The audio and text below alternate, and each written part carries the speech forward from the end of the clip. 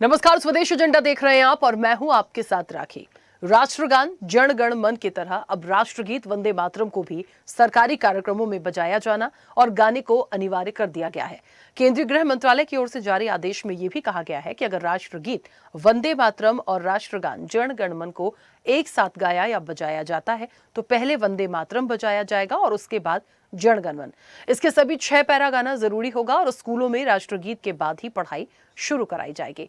अब यहाँ सवाल इस बात का है कि राष्ट्रगीत को अनिवार्य करने के पीछे कारण क्या है। सभी राज्यों, केंद्र शासित प्रदेशों और संवैधानिक निकायों को भेजे गए इस निर्देश से राजनीतिक तनाव फिर से भड़कने की आशंका है। खासकर पिछले साल गाने के संक्षिप्त संस्करण को लेकर संसद में हुए तीखे टकराव के बाद ऐसे में नए दिशा निर्देशों में क्या अनिवार्य है और ये क्यों किया गया है, आज इसी पर हम विस्तार से चर्चा करेंगे। उससे पहले देखिए ये रिपोर्ट।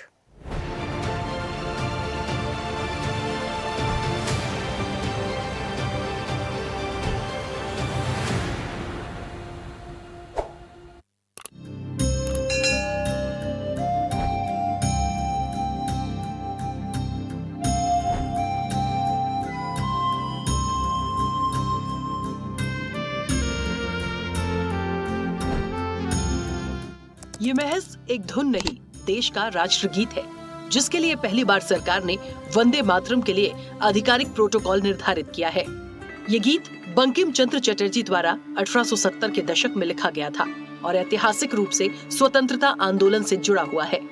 अब तक वंदे मातरम के गायन के तरीके और समय को लेकर कोई औपचारिक नियम नहीं थे, जबकि जन गण मन के लिए लंबे समय से स्पष्ट नियम मौजूद है। लेकिन नए नियमों के तहत राष्ट्रगीत के 6 छंदों वाले 3 मिनट 10 सेकंड के पूर्ण संस्करण का उपयोग प्रमुख राजकीय और औपचारिक अवसरों पर किया जाना निर्धारित किया गया है। आइए आपको बताते हैं राष्ट्रगीत को कहां-कहां जरूरी किया गया है। नागरिक अलंकरण समारोह, सरकारी कार्यक्रमों में राष्ट्रपति का आगमन और प्रस्थान, ऑल इंडिया रेडियो और राष्ट्रीय टेलीविजन पर राष्ट्रपति के भाषणों से ठीक पहले और बाद में, औपचारिक समारोह में राज्यपाल और उपराज्यपाल का आगमन और प्रस्थान। जब राष्ट्रीय ध्वज को परेड में लाया जाता है, विद्यालयों को निर्देश दिया गया है कि वे दिन की शुरुआत वंदे मातरम के सामूहिक गायन से करें। सरकार के दिशा निर्देशों से राजनीतिक विरोध उत्पन्न हो सकता है, क्योंकि सभी 6 छंदों को इसमें शामिल करना है, जिनमें से 4 को कांग्रेस ने 1937 में हटा दिया था। हाल ही में वंदे मातरम के 150 वर्ष पूरे होने के उपलक्ष्य में प्रधानमंत्री नरेंद्र मोदी ने कांग्रेस पर गीत के महत्वपूर्ण छंदों को हटाकर इसकी विरासत को कमजोर करने का आरोप लगाया और दावा किया कि पूर्व प्रधानमंत्री जवाहरलाल नेहरू ने मोहम्मद अली जिन्ना का अनुसरण करते हुए पूर्ण संस्करण का विरोध किया, क्योंकि इससे मुसलमान नाराज हो सकते थे। मोदी ने तर्क दिया कि पहले वंदे मातरम का विभाजन हुआ और फिर देश का विभाजन हुआ।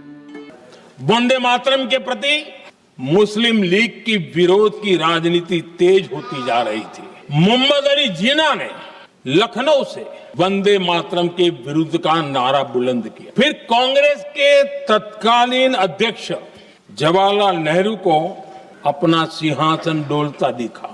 बजाय मुस्लिम लीग के आधारहीन बयानों को तगड़ा जवाब देते, लेकिन उल्टा हुआ। लेकिन उन्होंने वंदे मातरम की ही पड़ताल शुरू कर दी। नेहरू जी ने नेताजी सुभाष बाबू को चिट्ठी लिखी कि वंदे मातरम की आनंद मठ वाली पृष्ठभूमि मुसलमानों को इरिटेट कर सकती है। पूरा देश हैरान था। पूरे देश में देशभक्तों ने देश के कोने कोने में प्रभात फेरियां निकाली कि 26 अक्टूबर को कांग्रेस ने वंदे मातरम पर समझौता कर लिया। लेकिन इतिहास इस बात का गवाह है कि कांग्रेस ने मुस्लिम लीग के सामने घुटने टेक दिए और मुस्लिम लीग के दबाव में किया, और कांग्रेस का तुष्टीकरण की राजनीति के दबाव में कांग्रेस वंदे मातरम के बंटवारे के लिए झुकी। इसलिए कांग्रेस को एक दिन भारत के बंटवारे के लिए झुकना पड़ा। आइए आपको बताते हैं आधिकारिक प्रोटोकॉल में क्या महत्वपूर्ण बदलाव किए गए हैं। दशकों तक 1950 में भारत के राष्ट्रीय गीत के रूप में अपनाए गए वंदे मातरम के केवल पहले 2 छंद ही सार्वजनिक कार्यक्रमों में गाए जाते थे। नए नियमों के साथ 6 छंदों वाला संस्करण अब औपचारिक राजकीय समारोहों के लिए मानक बन गया है। वंदे मातरम के मूल 6 छंदों में से पहले 2 छंदों को 1937 में इसलिए अपनाया गया क्योंकि शेष छंदों में मूर्ति पूजा और हिंदू देवी देवताओं दुर्गा लक्ष्मी का स्पष्ट उल्लेख था, जिस पर मुस्लिम समुदाय और कुछ अन्य नेताओं को आपत्ति थी। स्वतंत्रता आंदोलन को समावेशी रखने के लिए कांग्रेस कार्य समिति ने गांधी जी, रविंद्रनाथ टैगोर और जवाहरलाल नेहरू की सलाह पर केवल उन शुरुआती छंदों को चुना जो निर्विवाद रूप से देश की प्रकृति की वंदना करते हैं। अब राष्ट्रीय गीत वंदे मातरम के 6 छंदों वाला 3 मिनट 10 सेकंड का पूरा संस्करण कई आधिकारिक अवसरों पर बजाया या गाया जाना अनिवार्य कर दिया गया है। आदेश में कहा गया है कि जब भी राष्ट्रगान का आधिकारिक संस्करण गाया या बजाया जाए तो श्रोताओं को सावधान मुद्रा में खड़ा होना चाहिए। हालांकि मंत्रालय ने ये भी कहा है कि सिनेमा घरों में, समाचार रीलों या वृत्त चित्रों में राष्ट्रगान बजने पर श्रोताओं को खड़े होने की आवश्यकता नहीं है, क्योंकि इससे फिल्म का प्रदर्शन बाधित होगा। दरअसल अब तक वंदे मातरम को लेकर कोई स्पष्ट आधिकारिक प्रोटोकॉल नहीं था, जबकि राष्ट्रगान जन गण मन के लिए समय, धुन और प्रस्तुति के नियम पहले से तय हैं। ये पहली बार है जब 6 अंतर वाले विस्तारित संस्करण को आधिकारिक कार्यक्रमों में शामिल करने के निर्देश दिए गए हैं, जिसको लेकर राजनीतिक प्रतिक्रियाओं ने भी जोर पकड़ा है। और वंदे मातरम की भी जो एक पूरी उसकी एक कलाकार के नाते मैं जानती हूँ कि जब एक कवि कुछ लिखता है और कुछ लेखक कुछ लिखते हैं तो उसकी काट छाट करके उनको कितनी आत्मा को उनको कितना कष्ट पहुंचता होगा। लेकिन आज प्रधानमंत्री जी ने जो इतना बड़ा हमारी जनरेशन को, पूरे देश को जो इतना बड़ा एक तरह से मैं कहूँगी एक उपहार है, उसके लिए मैं सबको बहुत शुभकामनाएं।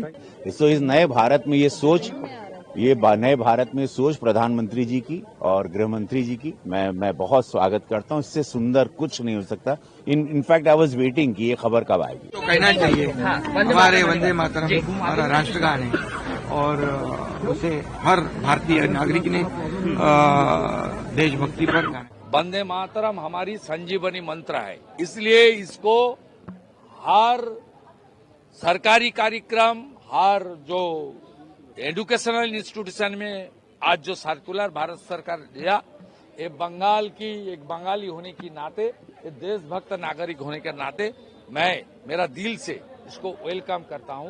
राष्ट्रगीत है, राष्ट्रगान है, ये हमारे लिए एक गौरव प्रदान करता है।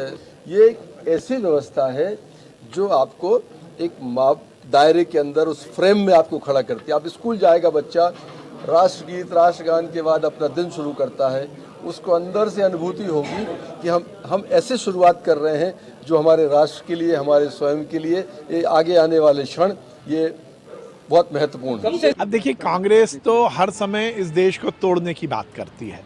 मुझे आश्चर्य होता है कि खाना यहाँ का और गाना कहीं और का, ऐसा नहीं चलेगा। इस देश में रहना है तो निश्चित रूप से वंदे मातरम गाना होगा। उनको यही नहीं मालूम है कि आज़ादी मिली किस दम पर। वंदे मातरम का जो गान है वो एक प्रतीक बन गया था आज़ादी का, और अंग्रेज इतना घबरा गए थे कि वो उस पर प्रतिबंध लगाना चाह रहे थे, लगा नहीं पाए। तो ये जो केंद्र सरकार ने फैसला लिया है, राष्ट्र भक्ति में है, राष्ट्र प्रेम में है और जनहित में भी है, तो इसका अनुपालन होना चाहिए। और जितने भी कार्यक्रम हैं राष्ट्रगान के साथ में ये 6 छंद होने चाहिए। देखिए, वंदे मातरम तो पहले ही पढ़ा जाता था, आज कोई नई बात थोड़ी ना हो रही है। बीजेपी को सारा माइलेज उसी से मिलता है। बीजेपी हिंदू मुसलमान के अलावा राजनीति कहाँ करती है? बीजेपी को तो उसी से मिलता है। ये आज वंदे मातरम पे जो हो रहा है ये भी तो इसी का हिस्सा है। रिस्पेक्ट की बात है, जहाँ तक खड़े होने की, तो रिस्पेक्ट तो वंदे मातरम की सबने करी है। कभी ये कहा ही नहीं डी रिस्पेक्ट की बात, ना डी रिस्पेक्ट की बात हो। सब जब चलता तो सब खड़े ही होते, पहले भी आदर करते थे। कुछ शब्दों से मुस्लिम समाज को दिक्कत है, कुछ शब्द ऐसे आते हैं जिसमें ऐसा लगता है कि मजहबी हो है, लेकिन अगर ऐसा दिया है तो एक बार उसको पहले देख लें, उसके बाद कम। तो वो सोच है, उनकी सोच है 6 लाइन जोड़ दें, 6 लाइन और बढ़ा दें। जब इनको ये एहसास है कि हम देश को विभाजित करके, विभाजनकारी नारा दे करके, विभाजनकारी बातें करके किसी भी तरह से जनता से अपनी उस नाकामियों को छिपाएंगे। अब इनको छुपाना है कि ट्रंप ने क्या कहा, उसने भी 4 लाइन बढ़ा दिया अपने वक्तव्य में। बंकिम चंद्र जी भी वहीं से हैं और उन्होंने तो भारत की स्वतंत्रता के लिए लोगों में उत्साह भरने के लिए इसको गाया था।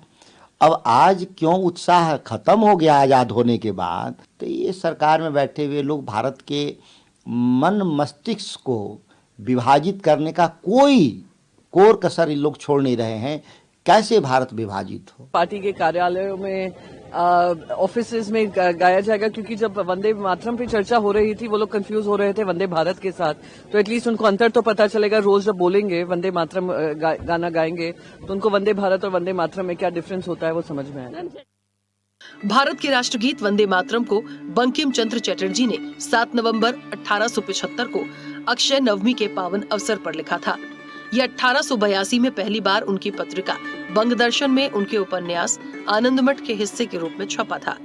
1896 में भारतीय राष्ट्रीय कांग्रेस के अधिवेशन में रविंद्रनाथ टैगोर ने मंच पर वंदे मातरम गाया।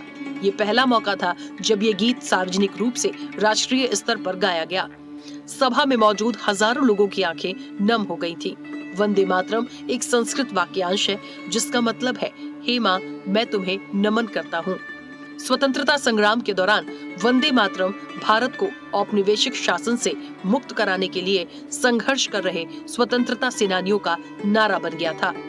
केंद्र सरकार ने पिछले साल वंदे मातरम के 150 साल पूरे होने पर संसद के शीतकालीन सत्र के दौरान विशेष चर्चा का आयोजन किया था। लोकसभा और राज्यसभा में इस मुद्दे पर जमकर हंगामा हुआ। कांग्रेस ने आरोप लगाया कि सरकार पश्चिम बंगाल में होने वाले आगामी चुनाव को लेकर राष्ट्रगीत को मुद्दा बना रही है। वहीं भाजपा ने कांग्रेस पर तुष्टीकरण की राजनीति के तहत वंदे मातरम के हिस्से काटने का आरोप लगाया था। भाजपा ने 1937 में देश के पहले प्रधानमंत्री जवाहरलाल नेहरू की एक चिट्ठी शेयर की थी, जो उन्होंने सुभाष चंद्र बोस को लिखी थी। भाजपा ने आरोप लगाया कि चिट्ठी में नेहरू ने संकेत दिया था कि वंदे मातरम की कुछ लाइनें मुसलमानों को असहज कर सकती हैं। संसद में बहस के दौरान भाजपा के पूर्व अध्यक्ष जेपी नड्डा ने कहा था कि राष्ट्रगीत को भी राष्ट्रीय गान और राष्ट्रीय ध्वज के समान दर्जा दिया जाना चाहिए। बहरहाल अब राष्ट्रगीत के 6 छंदों को अनिवार्य किया गया और प्रतिक्रियाओं का बाजार गर्म है। ऐसे में वंदे मातरम के 6 छंदों को स्वीकार किया जाएगा या फिर इस पर विरोध जारी रहेगा, ये देखने वाली बात होगी। चैनल हेड आरपी श्रीवास्तव के साथ एग्जीक्यूटिव एडिटर राखी वर्मा की रिपोर्ट।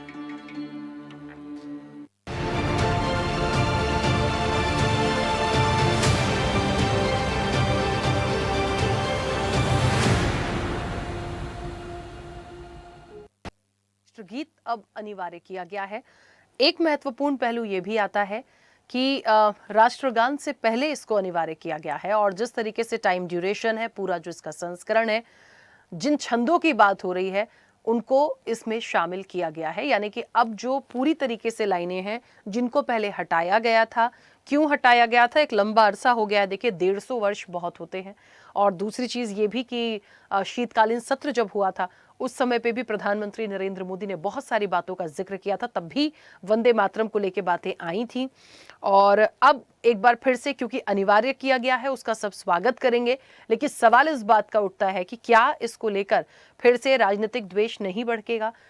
इसलिए ये बात हो रही है क्योंकि उस समय पे एक मुस्लिम वर्ग को कुछ आपत्तियां थीं और बहुत स्पष्ट रूप से हम सब जानते हैं, कोई नई चीज नहीं है कि हिंदू देवी देवताओं का जिस तरीके से उन लाइनों में जिक्र था और उस ड्यूरेशन में उन चीजों को बात करके सहमति से हटाया गया था, आज उनको भी अनिवार्य। तो जो 6 छंद अनिवार्य किए गए हैं, क्या उनको लेकर आगे दिक्कत नहीं होगी?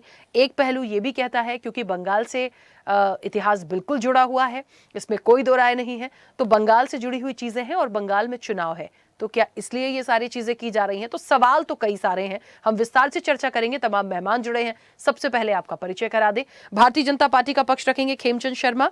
खेमचंद जी, बहुत स्वागत चर्चा में जुड़ने के लिए। कांग्रेस का पक्ष रखेंगे राजेश कुमार दुबे। राजेश जी, आपका भी बहुत स्वागत है। टीएमसी का पक्ष रखेंगे अब से कुछ देर में मोहम्मद एहतेशामुल हक। एहतेशाम जी का भी बहुत स्वागत है। शिक्षाविद हैं चेतन जैन। चेतन जी, आपका भी बहुत स्वागत है। मुस्लिम स्कॉलर हैं समिया गाई। समिया गाई जी, आपका भी बहुत स्वागत है। और वरिष्ठ पत्रकार हैं डॉक्टर इंदुकांत दीक्षित। इंदुकांत जी, आपका भी बहुत स्वागत है। मैं आज की चर्चा जो हमारे पहले एक्सपर्ट हैं, मैं उनसे ही इस चर्चा को शुरू करना चाहती हूँ। उनका क्या ओपिनियन है, क्योंकि बहुत इंपॉर्टेंट ये आज का सब्जेक्ट है और ऐसी कोई भी बात नहीं है कि सिर्फ राजनीतिक रूप से चले, वर्षों पुराने इतिहास की बात है, क्यों हटाया गया, कैसे आया और अब अनिवार्य किया गया है, तो कहां तक इसकी महत्ता होगी। तो मैं चर्चा की शुरुआत वहीं से करूंगी। मैं शुरुआत चेतन जी पहले आपसे करना चाहती हूँ, क्योंकि आप एक शिक्षाविद हैं।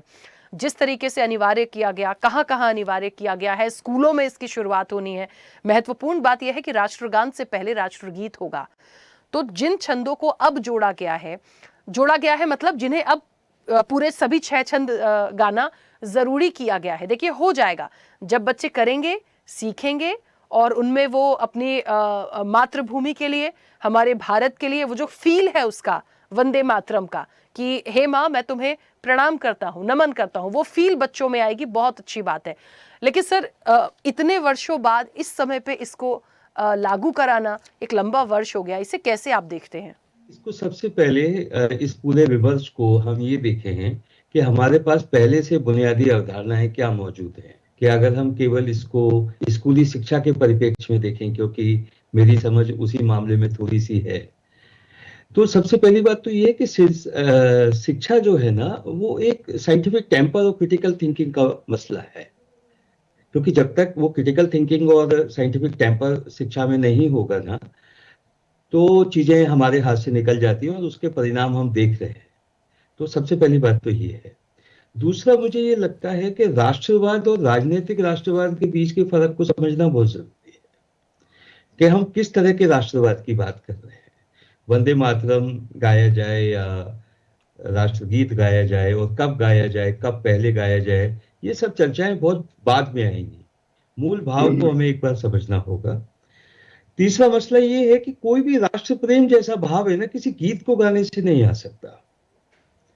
वो एक इंक्लूजन का विषय है, वो एक समावेशिता का विषय है, और वो साझा पहचान का सब्जेक्ट है राष्ट्रवाद।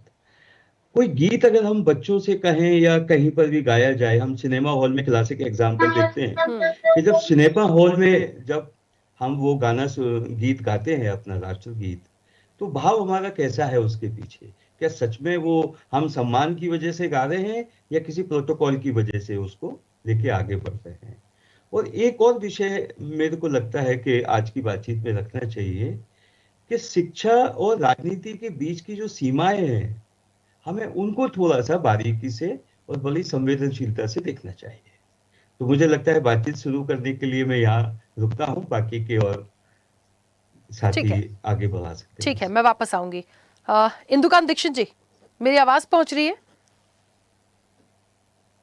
जी राखी जी, आ रही सर, क्योंकि मुझे ऐसा लगता है इस पूरे सब्जेक्ट को आप कैसे समझते हैं, क्योंकि यहाँ 2 बातें हो रही हैं। देखिए, शीतकालीन सत्र में भी हंगामा हुआ था, फिर उसके बाद बहुत सारी बातें आई थी, जवाहरलाल नेहरू तक चीजें चली गई थी, आरोप प्रत्यारोप क्या थे मुझे लगता है सब जानते हैं, अलग से मुझे नहीं बताने की जरूरत है।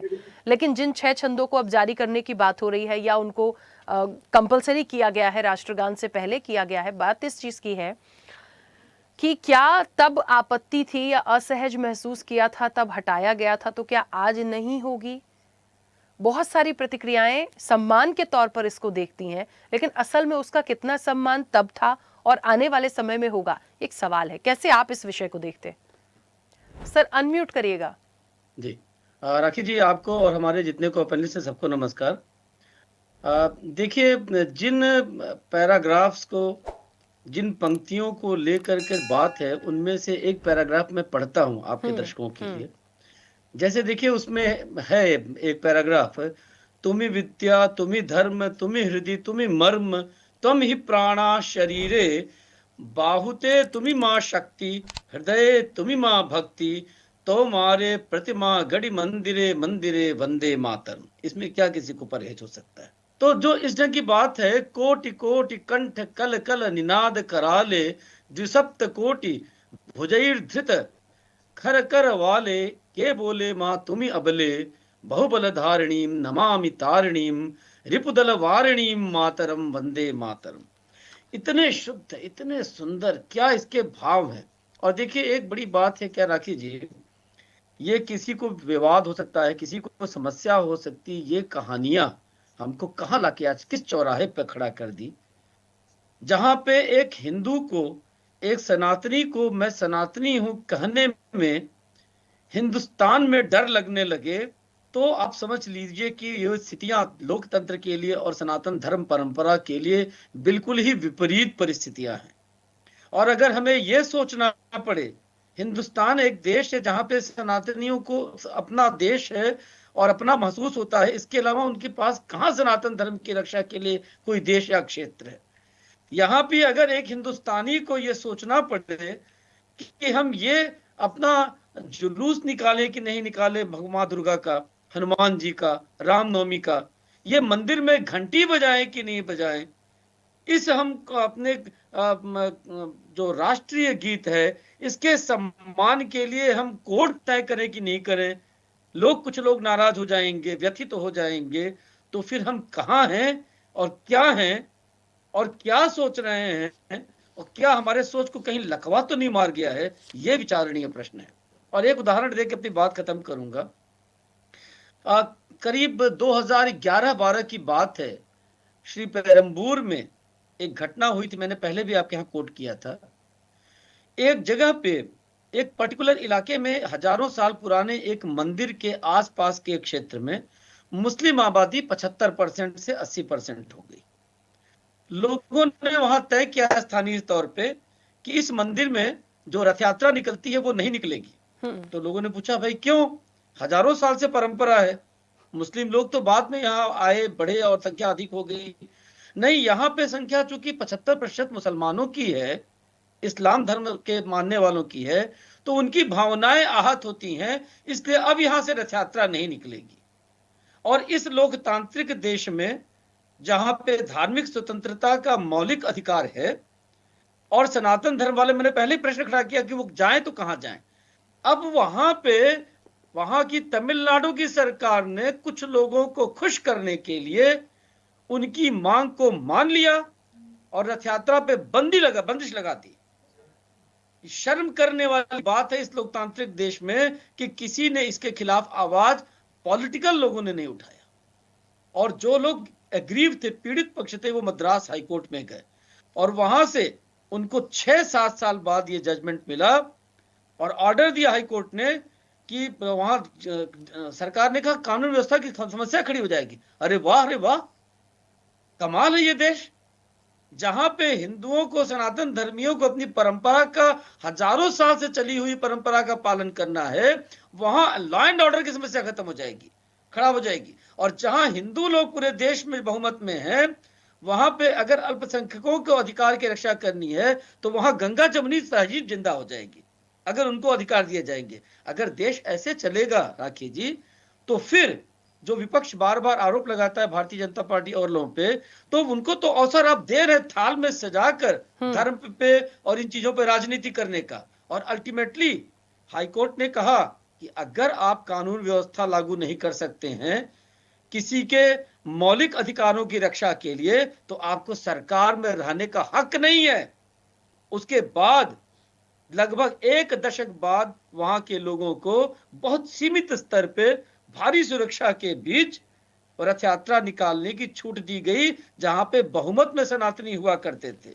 तो क्या यही गंगा जमुनी तहजीब है जिसके लिए हम लोग इस देश में लोकतंत्र जिंदाबाद करते हैं? और हाल में जो मदुरई बेंच ने मद्रास हाईकोर्ट के कहा ऑर्डर दिया कार्तिकेय दीपम में जलाने का, पत्थर पे स्तंभ पे सैकड़ों साल से दीपक जलाने की परंपरा थी, आपने सुना होगा। बगल में एक दरगाह था, वहां के लोगों ने आपत्ति की कि यहां मुस्लिम लोग जाते हैं और यहां दीपक जलाने से, आप सोचिए, वर्ष में एक बार दीपक जलाने से उनकी आस्था को चोट पहुंचता है। और वहां की सरकार ने कहा हाँ जी बिल्कुल डन, नहीं जलेगा दीपक। यही लोकतंत्र है। और उसके बाद वहां के लोग फिर वही रास्ता अपनाए, हाईकोर्ट में गए। अब शर्म की बात कहां है चुल्लू भर पानी में डूब मरने के लिए आज के राजनीतिज्ञों और तथाकथित धर्मनिरपेक्ष लोक ताकतों के लिए कि वहां पे जब हाईकोर्ट का ऑर्डर आया कि इनका अधिकार है और यह दीपक पे स्तंभ जलेगा, तो उस माननीय न्यायाधीश के आदेश का पालन करने से इस देश के मद्रास, ये तमिलनाडु की सरकार ने इनकार कर दिया और पूरे देश के राजनीतिक लोग, एक भाजपा या केंद्र सरकार या उनके लोगों के, हिंदूवादी लोगों को छोड़ दीजिए, तो लोगों ने मुंह पर टेप लगाकर मौन नहीं साधा खाली। इस बार तो हद ये हो गई कि जिस जस्टिस ने ये आदेश पारित किया, उस जस्टिस के खिलाफ आपको पता है कि महाभियोग लाने की तैयारी करके, साइन कर करके तमाम विपक्षी दलों ने एकजुट होकर करके पिटीशन दे दिया है यहाँ पे लोकसभा में। अब आप ये बताइए, और उस पे सिग्नेटरी जो है शिवसेना भी है, उद्धव ठाकरे ग्रुप। अब ये बताइए कि इस देश में राजनीतिक रोटी सेकने के लिए अगर लोगों के अधिकारों की इस तरह से हत्या हो, और एक लास्ट बात कह दूं कि मद्रास हाईकोर्ट ने पेरम्बूर के मामले में सुनवाई करते हुए पूछा था मुस्लिम पक्ष से कि इस देश में अभी भी 80-85% क्षेत्र ऐसे हैं जहां हिंदू बहुमत में हैं, और आपके तर्क से अगर उन 85% क्षेत्रों में हिंदू कह दें कि यहाँ पे हम बहुमत में हैं, मुस्लिम लोग अपनी धर्म परंपरा का निर्वहन नहीं कर सकते हैं, तो क्या होगा आपका कहना? तो वो चुप हो गए, उनके पास कोई जवाब नहीं था। लेकिन सरकारें इतनी लूली लंगड़ी कायर हैं और वोट बैंक की राजनीति करती हैं। वही राजनीति आजादी के पहले वंदे मातरम पे भी हुआ, और मेरा पक्का मानना है कि इस तरह के राष्ट्रीय मामलों में कोई राजनीति का अवसर नहीं होता है। किसी को खुश और नाराज करने को छोड़ करके राष्ट्र हित में जो हो उस पे सरकार को आगे बढ़ना चाहिए और सबको उनके साथ खड़ा होना चाहिए, क्योंकि इस देश का बंटवारा जब पहली बार हुआ तो हिंदू और मुसलमान के नाम पे हुआ था, सिख और हिंदू के नाम पे नहीं हुआ था, ईसाई और हिंदू के नाम पे नहीं हुआ था, हिंदू और मुसलमान के नाम पे। और ये इतिहास का हिस्सा है कि जहां भी, अफसोस हमें है, बहुत सारे राष्ट्रवादी मुस्लिम भी हैं, लेकिन जहां भी आबादी अधिक थी मुस्लिम लोगों की, उन्होंने पाकिस्तान बनाने के पक्ष में मत दिया। ये इतिहास का हिस्सा है, इसको आप नकार नहीं सकते। ठीक है, चलिए वापस आऊंगे। समी अगाई जी, मुझे सुन पा रहे हैं? जी, सुन रहा हूँ। समी अगाई जी, बहुत स्पष्ट रूप से बात है, 1937 में इसलिए अपनाया गया क्योंकि शेष छंदों में मूर्ति पूजा, हिंदू देवी देवताओं का जिक्र था, इसलिए उस समय की जो सियासत थी इन सारी चीजों को हटाया गया। असहज महसूस करते सभी लोगों ने मिलकर जो एक निर्णय था वो लिया गया, तब से वो चीजें वैसे ही चली आ रही थी। लेकिन आज फिर से उन सारी चीजों को शामिल करते हुए इसे अनिवार्य किया गया है। क्या अब आपत्ति मुस्लिम वर्ग को नहीं होगी? कैसे आप इस विषय को देखते? राखी जी, मेरा सबसे पहले आपको प्रणाम, और जो सभी चर्चा में हमारे पैनलिस्ट हैं उनको भी मेरा प्रणाम। अभी मैं दो वक्ताओं को सुन रहा था और जिस प्रकार से उन्होंने अपनी भावनाओं को प्रकट किया, ये उनका विशेष अधिकार है। लेकिन मैं समझता हूं कि भारत एक लोकतांत्रिक धर्मनिरपेक्ष राष्ट्र है जिसके अंदर सभी धर्मों का सम्मान है, और प्रत्येक धर्म के सम्मान को दृष्टिगत रखते हुए हमारे देश की जो सरकार है वो समय समय पर ऐसे प्राविधान लाती है जिससे सभी को समानता का अधिकार प्राप्त हो। विगत वर्षों से देखने में आ रहा है, खास तौर से सन 2014 के बाद से, कि विभिन्न प्रकार की इस तरह की समस्याओं को उठाकर कहीं ना कहीं देश के अंदर विघटन पैदा करने की कोशिश की जा रही है। क्योंकि वंदे मातरम 1870 में आनंद मठ के अंदर बंकिम चंद्र चटर्जी ने लिखा था, लेकिन शायद मेरे जितने भी विद्वान साथी बैठे हुए हैं उनको संज्ञान होना चाहिए कि जब हिंदुस्तान की जंग आजादी की लड़ाई लड़ी जा रही थी और उस लड़ाई में सभी लोग पार्टिसिपेट कर रहे थे, सभी अपना सहयोग कर रहे थे, लेकिन बंगाल के अंदर क्योंकि सिराजुद्दौला का शासन था और सिराजुद्दौला के शासन को हटाने के लिए बंकिम चंद्र चटर्जी ने यह गीत लिखा जिसमें उन्होंने हमारे हिंदू देवी देवताओं दुर्गा का और उनका वर्णन किया, जिस पर खास तौर से इस्लाम के मानने वालों को जो है थोड़ी सी दिक्कत होती है, क्योंकि इस्लाम के मानने वाले सदैव एक ईश्वर की प्रार्थना करते हैं, उसकी आराधना करते हैं और वो उससे किसी को दूसरे को संबंधित नहीं करते हैं। चूंकि बंकिम चंद्र चटर्जी ने दुर्गा और लक्ष्मी जी का उसमें जिक्र किया तो ये मुस्लिम समाज के लिए थोड़ा सा दुविधावादी था।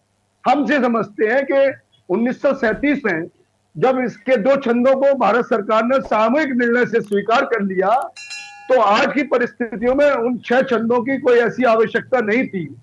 और मैं स्पष्टता कहना चाहता हूं, मुझे तो वंदे मातरम पूरा याद नहीं है, लेकिन मैं ये चैलेंज से कहना चाहता हूं कि हमारे जितने भी पैनलिस्ट बैठे हुए हैं और विशेषकर भारतीय जनता पार्टी के खेमचंद शर्मा जी, अगर वो पूरे 6 छंद सुना दे तो मैं उनका आभारी रहूंगा, क्योंकि देश जो है हमारा हिंदुस्तान जो है खूबसूरत गुलदस्ता है जिसमें विभिन्न प्रकार के फूल खिलते हैं और जब भी अपनी अपनी खुशबू देते हैं तो जब ही हिंदुस्तान बनता है। और भारत जो है वासुदेव कुटुंबकम में विश्वास रखने वाला एक देश है जिसमें सभी को अपना भाई मानते हैं, लेकिन समय समय पर इस प्रकार के शब्दों के माध्यम से और ऐसी भावनाओं को भड़का करके देश के अंदर क्या साबित करना चाहते हैं, मेरी तो यही समझ में नहीं आ रहा है। आप गाना वंदे मातरम के किसको आपसे इसमें शिकायत हो सकती है, लेकिन आप इसको अनिवार्य रूप से आप जो स्कूलों में और सारे सरकारी कार्यक्रमों में और जिसमें सभी धर्मों के लोग शामिल होते हैं उसमें मुस्लिम समाज भी होता है, मुझे ये काम कर रही है सरकार। और इसका मुख्य उद्देश्य जो है वो ये है कि बंगाल के अंदर आगामी कुछ दिनों में विधानसभा का चुनाव होना है और जिसके दृष्टिगत रखते हुए हिंदू वोट का दुर्वीकरण करना है भारतीय जनता पार्टी और संघ को, इसलिए इसको ज्यादा तूल दे रही है। मैं समझता हूं कि हमारी वासुदेव कुटुंबकम और गंगा जमनी जो तहजीब है, अगर उसको बरकरार रखना है, देश को विश्व गुरु बनना है, तो हम सबको साथ लेके चले, सबकी भावनाओं का सम्मान करें, तभी ये देश आगे बढ़ पाएगा। अन्यथा जिस प्रकार से इस देश के अंदर विघटनकारी शक्तियां अपना आधिपत्य जमाने के लिए समय समय पर इस प्रकार के प्रपंच रचती रहती हैं, वो देश हित में नहीं है। ठीक है, तो मैं तो सिर्फ अपने सभी वक्ताओं से अनुरोध करूंगा कि आप देश को विकास के किस रास्ते पर ले जाना है, देश को किस दिशा में ले जाना है, उस पर सार्थक चर्चा करें, ना कि ऐसे शब्दों, ऐसे विषयों को लेकर आप चर्चा कर रहे हैं जिससे देश के अंदर तनाव पैदा हो सकता है। ठीक है, चलिए मैं वापस आऊंगी। खेमचंद जी मुझे सुन पा रहे हैं? हाँ जी, सुन पा रहा हूँ जी। नमस्कार, जय हिंद। हाँ, राष्ट्रगीत के इन 6 छंदों को क्यों अनिवार्य किया गया, क्या मकसद है, क्या भावनाएं हैं इतने वर्षों बाद? और उस समय की जो भी स्थितियां परिस्थितियां थीं, ठीक है, लेकिन अभी भी समय अगाई जी ये कह रहे हैं कि यदि उसमें हिंदू देवी देवताओं या दुर्गा या लक्ष्मी का जिक्र है और यदि हम उसको नहीं बोल सकते हैं या हम उन नामों को नहीं ले सकते हैं, तो इसे अनिवार्य करके क्या आप एक थोपने का काम कर रहे हैं? क्योंकि सभी के लिए अनिवार्य है, तो कहीं भी किसी भी कार्यक्रम में यदि मुस्लिम वर्ग है वो कैसे गाएगा, ये उनका सवाल है। ये तो मूल रूप से इसे इस वक्त पे क्यों इस तरीके से अनिवार्य किया गया?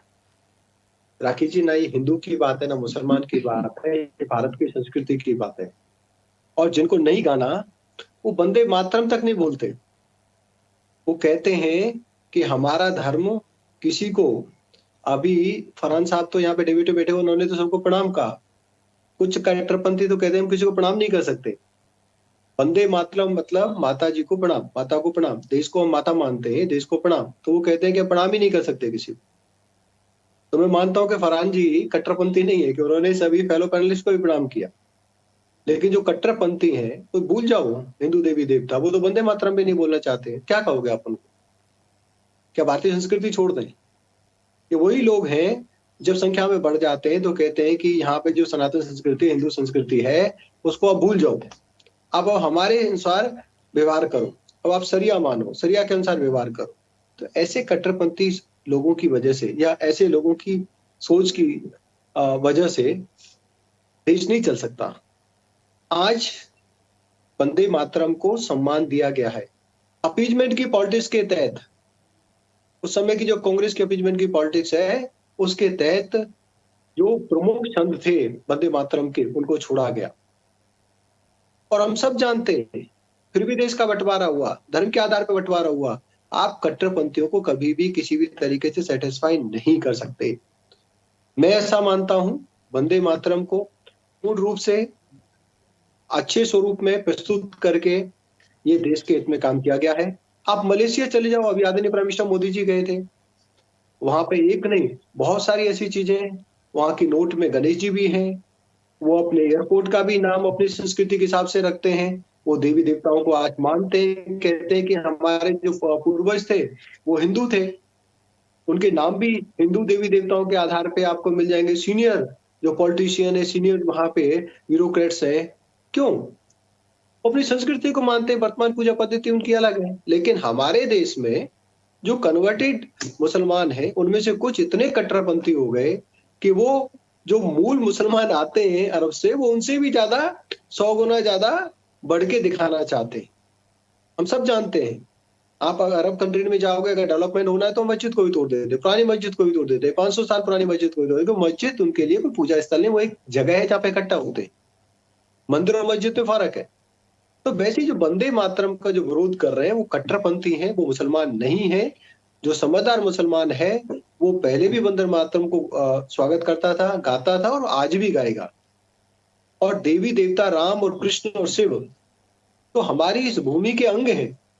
अगर उनको भारत से निकाल दिया जाएगा तो भारत बचेगा ही नहीं, भारत की आत्मा ही खत्म हो जाएगी, और बिना आत्मा का कोई देश नहीं हो सकता। ठीक है, एक छोटा सा जवाब चाहिए था, इतने वक्त बाद इसकी आवश्यकता क्यों हुई या क्यों जरूरत महसूस हुई खेमचंद जी? देखिए, इतने वक्त के बाद वंदे मातरम का भी हम सबने देखा कि किस तरीके से पीछे सेलिब्रेट किया गया। वंदे मातरम को एक लंबा समय हुआ सेलिब्रेट करने का। ये वो समय आ गया है कि अब जो उनके राइटर बंकिम चंद्र जी थे उनको सम्मान दिया जाए, वंदे मातरम को सम्मान दिया जाए। वंदे मातरम ने करोड़ों लोगों को मोबिलाइज किया, करोड़ों लोगों में उत्साह भरा और अंग्रेजों के सामने पूर्ण समर्पण करने के लिए प्रेरित किया। तो जब इतना जोशीला राष्ट्रगीत है तो उसको जो मूल स्वरूप है उसमें आना जरूरी है, और वही लाने का काम सरकार ने किया है। मैं सरकार को धन्यवाद देता हूं और इसका स्वागत करता हूं। ठीक है, समीया गाई जी एक सेकंड वापस आ समीया गाई जी एक सेकंड। मैं सिर्फ इतना कहना हाँ बोलिए, अच्छा बोलिए, जल्दी से बोलिए। मैं सिर्फ ये अनुरोध करना चाहता हूं खेमचंद जी से कि अगर वो 6 छंदों की जो बात कर रहे हैं तो कृपया कर वो 6 छंद आपके चैनल के माध्यम से अगर अभी सुना दे तो मैं उनका कृतज्ञ रहूंगा। सिर्फ मेरी इतनी सी प्रार्थना है कि जिन 6 छंदों की बात कर रहे हैं 1937 के अंदर उन 4 छंदों को जिनको हटाया गया था उसके पीछे उद्देश्य ये था कि देश की समरसता कायम रहे, भाईचारा बना रहे, मोहब्बत बनी रहे, इंसानियत जिंदा रहे। लेकिन आप ये बताओ, आप हमेशा कट्टरपंथी, आज भी ये बताओ 90% मुसलमान वंदे मातरम कहने में भी गुरेज करते हैं। ये 6 छंद की बात नहीं जाते, वंदे मातरम जो वंदे मातरम कहने में गुरेज रखते हैं वो बाकी के 6 छंदों को कहां से बोलेंगे? तो जो भारतीय मुसलमान है, जो भारतीय मुसलमान है उसको कोई दिक्कत नहीं है। भारतीय मुसलमानों को आपसे किसी सर्टिफिकेट की आवश्यकता नहीं है। भारत के मुसलमानों को आपसे किसी सर्टिफिकेट की आवश्यकता नहीं है। मैं तो आपसे अनुरोध कर रहा हूँ कि आप 6 छंद सुना दीजिए, वंदे मातरम के 6 छंद सुना दीजिए। और वंदे मातरम की जहां तक बात है तो वंदे मातरम इस हिंदुस्तान की धरती को पाट सजदा करते हैं। इस भारतवर्ष की धरती को, हम इस भूमि को 5 बार सजदा करते हैं दिन भर के अंदर। समझे, इतनी मोहब्बत है हमें इस देश की मिट्टी से। समझे, नहीं दिक्कत क्या, हम किसी को। समीया गाई जी, मैं इस चीज को अग्री करूंगी। देखिए, बहुत सारे ऐसे बड़े बड़े राजनीतिज्ञ होंगे, दिग्गज होंगे जिन्हें ये लाइनें बहुत अच्छे से नहीं आती होंगी। ये बात मैं खुद इसलिए कह सकती हूँ क्योंकि जो शुरू से गाया और सुना गया है उससे आगे वो बढ़े ही नहीं है। राजनीति से इतर यदि वाकई में उसको प्रयास किया जाएगा तो शायद उसके शब्द भी ठीक से ना बोल पाए। जैसे कि इंदु कांत जी ने जब शुरुआत की थी तो उन्होंने रखा था, मैं इस चीज को बिल्कुल एग्री कर सकती हूँ। तो मुझे लगता है इसी बहाने से ही अब तो सीखा जा सकता है। मैं इंदु कांत जी की बात को काट नहीं रहा हूं, मैं सिर्फ इतना अनुरोध कर रहा हूं कि ये स्वेच्छा का मामला होना चाहिए। स्वेच्छा से जो आदमी पढ़ना चाहे पढ़े, जो नहीं पढ़ना चाहे नहीं पढ़े। आप अनिवार्य रूप से उसके ऊपर ये क्यों थोपने की कोशिश कर रहे हैं? ठीक है, चलिए मैं वापस आऊंगी। राजेश जी मुझे सुन पा रहे हैं? राजेश जी, एक वो समय था तब पूरी एक कमेटी थी और एक निर्णय लिया गया था कि किसी की भावनाओं को ठेस ना पहुंचे और कुछ छंदों को हटाया गया। उसके बाद आज इसको फिर से अनिवार्य किया गया है। तो क्या तब भावनाएं देखी गई थी, तो क्या आज भावनाएं नहीं देखी जा रही हैं? और यदि भावनाएं ही देखनी है तो क्या देश हित, राष्ट्रहित को छोड़ दिया जाए? कैसे आप इसको देखते हैं? जी राकेश जी, सबसे पहले आपको, आपके सभी पैनलिस्ट साथियों को और दर्शकों को मेरा नमस्कार।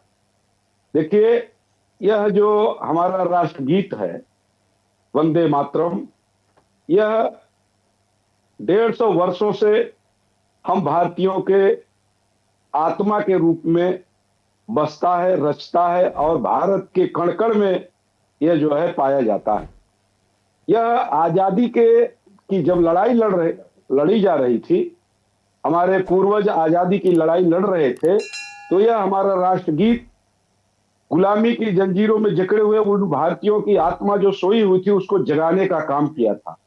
और लड़ाई में एक स्वतंत्रता की लड़ाई को इसने बल दिया, और वो नैतिक बल दिया जिसने आधुनिक भारत के राष्ट्रवाद को, हम आजादी के बाद से भी पिछले 75 वर्षों से इस राष्ट्रगीत को बड़े ही तन्मयता के साथ गाते आ रहे हैं। और हम कांग्रेस के लोग तो हमारे जो भी कार्यक्रम होते हैं, पार्टी के इंटरनल कार्यक्रम हो या जिस भी जगह पर हम कभी भी एकत्रित होते हैं, तो इस राष्ट्रगीत को हम गाते ही हैं और हमारे उन पूर्वजों की परंपरा का पालन करते हैं।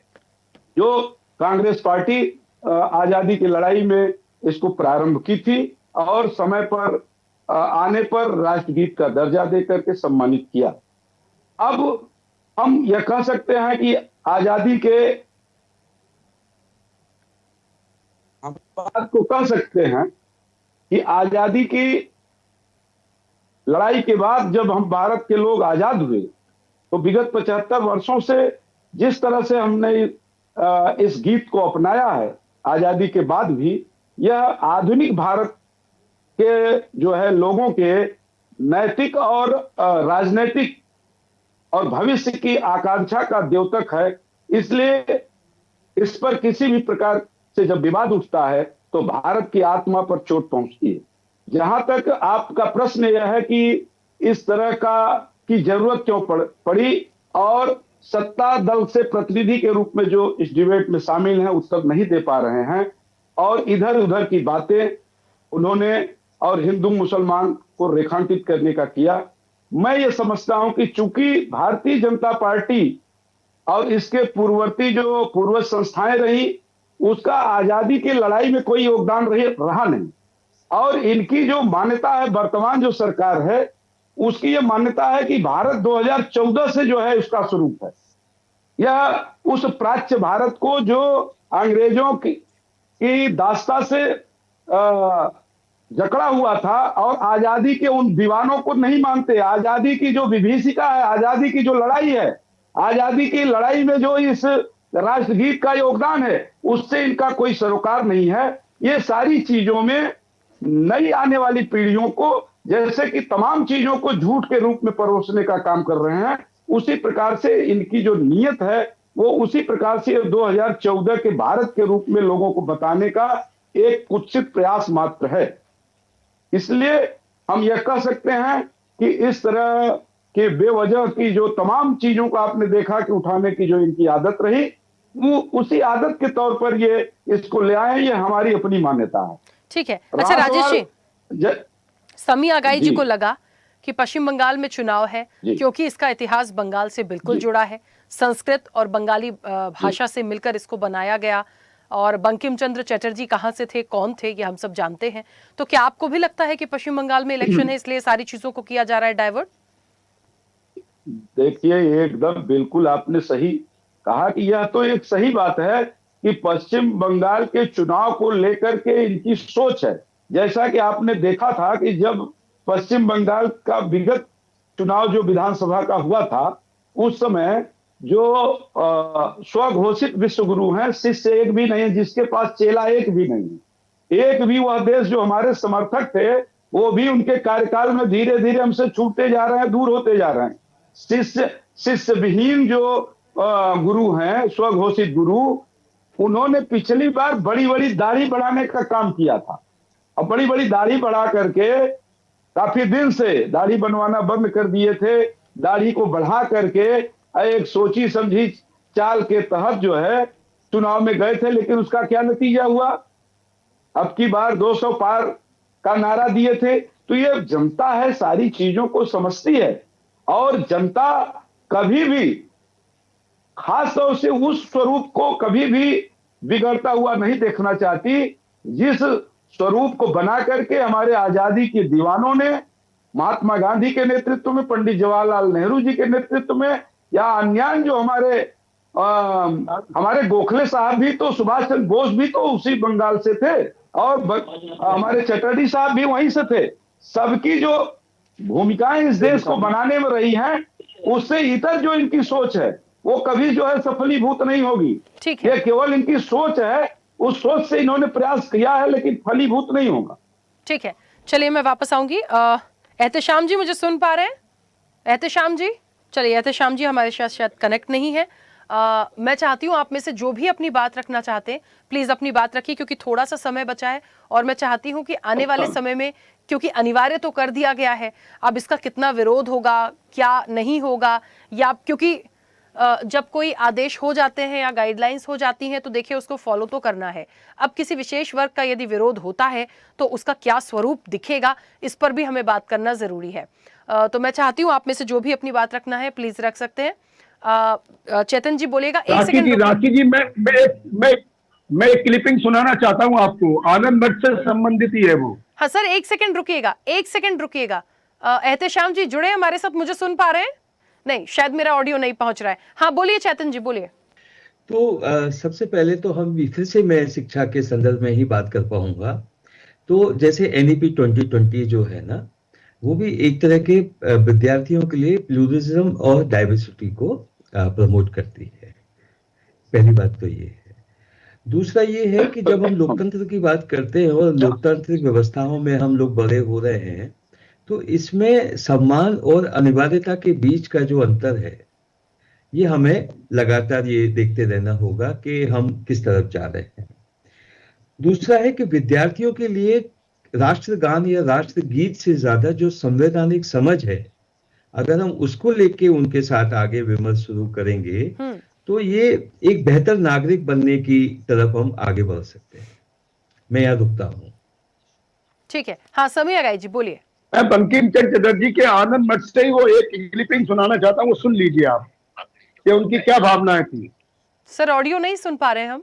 एक्चुअली क्या है कि ये आनंद मठ से ही लिया हुआ इनका एक इंटरव्यू है, ये शिक्षाविद है, और इन्होंने इसमें स्पष्ट रूप से कहा है कि इस टाइम ये आनंद मठ के अंदर इस वंदे मातरम को लिखा गया, उसके पीछे उद्देश्य ये था कि बंगाल में जो सिराजुद्दौला का शासन है उसको हटाकर, क्योंकि अंग्रेजों से भी लड़ाई चल रही थी तो अंग्रेजों के हाथ में बागडोर संभालने का काम था, और उन्होंने अपने उस आनंद मठ की किताब में ये लिखा है कि हमारा उद्देश्य पूरा हुआ क्योंकि हमने सिराजुद्दौला का शासन हटा दिया। अब हमें जो है अंग्रेजों को सत्ता सौंप देनी चाहिए और हम आगे अपने हिंदू राष्ट्र की जो कल्पना है उसको हम इसके माध्यम से साकार कर पाएंगे। इसमें ये मैं बताना चाह रहा था। ठीक है, इंदुकांत जी प्लीज कुछ अपनी बात रखिएगा। देखिए, मैं तो एक पैरा और उसमें है जिसको लेकर के विवाद की बात कही जाती है। तम ही दुर्गा दश प्रहर धारिणी कमलाम कमल दल विहारिणी वाणी विद्या दायिनी नमामि त्वाम नमामि कमलाम अमलाम अतुलाम सुजलाम सुफलाम मातरम वंदे मातरम। ये किसके लिए है? राष्ट्र अपने भारत माता के लिए है। हम भारत माता में ही अपने देवी देवताओं को देख रहे। देवी देवता की पूजा नहीं है, मतलब देखिए हमारी श्रद्धा भगवान में है, किसी की श्रद्धा अल्लाह में है, वो उसको उसी भारत में समाहित करके देखिए, ये भावना है। और देखिए इसका इंपॉर्टेंस क्या है राखी जी, चूंकि देश का, जैसा ठीक कर रहे थे हमारे कांग्रेस के साथी दुबे जी, कि जब आजादी की लड़ाई लड़ी जा रही थी तो प्रभात फेरियां निकलती थी। अभी कभी कभी हम लोग देखते हैं प्रभात फेरी जब निकलती है, खासतौर से ये गुरुओं का जब जन्मदिन होता है सिख लोग निकालते हैं। अब वो परंपरा बहुत जगहों पे खत्म हो गई है, लेकिन सिख लोगों की परंपरा कायम है। देखिए कितना अच्छा वातावरण होता मंगलमय, सवेरे 4 बजे 5 बजे, और वहां पे वंदे मातरम करती हुए टोलियां निकलती थी। वो देश के खून से, उनके भावनाओं से, जन जन से जुड़ी हुई चीज है। अगर उसको देश में ही अपने सर्वस्व को न्यौछावर करने की भावना के साथ जोड़कर, और सबसे बड़ी बात है कि जब संसद में 150 वर्ष पे बहस हो रही थी तो हमारे कांग्रेस के नेताओं ने कहा कि सरकार इतना समझती है कि क्यों काट दिया गया, गलत किया गया, वो लेकर के आए संविधान संशोधन, इसको लागू करे और हम स्वागत करेंगे। कई नेताओं का बयान ऑन रिकॉर्ड। अब सरकार ने कर दिया तो स्वागत करिए और इसका सम्मान करिए। ये देश के हित में है, समाज को जोड़ने वाला है। मेरा मानना है कि ये तोड़ने वाला नहीं है जी। देखिए ये बात तो सच है, जहां देश हित की बात आएगी, क्या जनगण मन नहीं गाते हैं क्या? तो क्या वंदे मातरम पूरा गा देंगे तो कुछ हो जाएगा। लेकिन क्योंकि विवाद और सवाल इस बात का है कि जिन चीजों को इतने वर्षों पहले हटाया गया था, आज के समय में उसकी जरूरत क्यों है? क्योंकि इलेक्शन है ना इंदुकान जी, इसलिए उसको कनेक्ट कर रहे हैं और हमेशा ऐसे ही होता है। हाँ बताइए बताइए, बोलिए। उसमें एक छोटी चीज कहना था, मैं वो मिस भी कर गया। हाँ। क्योंकि ये सवाल आपने सभी से पूछा कि इतने दिनों बाद क्यों। देखिए, अगर कोई गलती मान लीजिए हमसे भूतकाल में हो गई, जैसे औरंगजेब रोड था दिल्ली में, अब जिसने रिकॉर्ड पे इतिहास में है कि सरेआम सैकड़ों लोगों की हत्या की धर्म के आधार पे, अब उसके नाम पे भी स्वतंत्र देश में 75 साल बाद तक अगर सड़क थी, उसका नाम बदला जाए तो कोई पूछेगा कि 75 साल बाद क्यों? इट इज ऑलवेज, अंग्रेजी में कहावत है, it is always better late than never. तो अगर गलती पहले हुई और इससे देश हित होता है, राष्ट्र हित होता है, तो ये 200 साल बाद भी किया जा सकता है। इतिहास में ऐसी बातें बहुत सी हुई हैं। देखिए, मैं सारी बातों को एग्री करती हूँ, लेकिन हमें उन चीजों को भी नहीं भूलना पड़ेगा। जैसे समी अगाई जी ने बहुत खुलकर अपनी बात रखी कि हमें, ठीक है, जैसे आपने कहा, चाहे माता सरस्वती की बात हो, माँ दुर्गा की बात हो, माँ लक्ष्मी की बात हो, यदि उसे हम देवी रूप में अपने राष्ट्रहित के उसमें ले रहे हैं, हम भारत माता की तरह यदि उनको पुकार रहे हैं, तो इसमें आपत्ति नहीं होना चाहिए। इंदुकान जी, मैं एग्री हूं, लेकिन यदि मुस्लिम वर्ग जैसे उनको पहले आपत्ति हुई थी, यदि वो नाम लेना ही नहीं चाहते हो तो फिर क्या करेंगे? जैसे समय आगाई जी ने बोला कि जिसे नहीं गाना है उस पर मत थोपिए ना आप, हमें यदि नहीं गाना है तो आप जबरदस्ती नहीं कर सकते। तो इन सारी चीजों को लेकर डिस्प्यूट आज के समय पे ना हो या कितना बढ़ेगा, ये वाकई एक बड़ा सवाल जैसा हो गया और इसीलिए ये चर्चा हुई है। खैर, समय भी हो गया। आप सभी मेहमानों का बहुत शुक्रिया इस चर्चा में जुड़ने के लिए। देखिए, पक्ष विपक्ष में टकराव है और सीधी सीधी बात तो ये है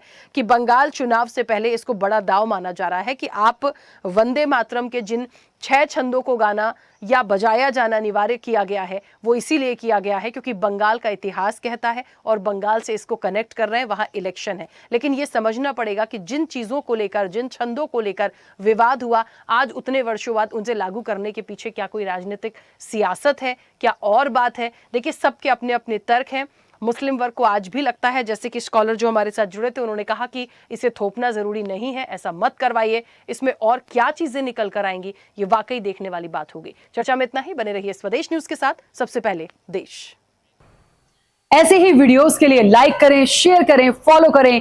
YouTube पर जाकर सब्सक्राइब कर बेल आइकन दबाना ना भूलें और ताजा अपडेट्स के लिए स्वदेशलाइव.com पर जरूर जाएं।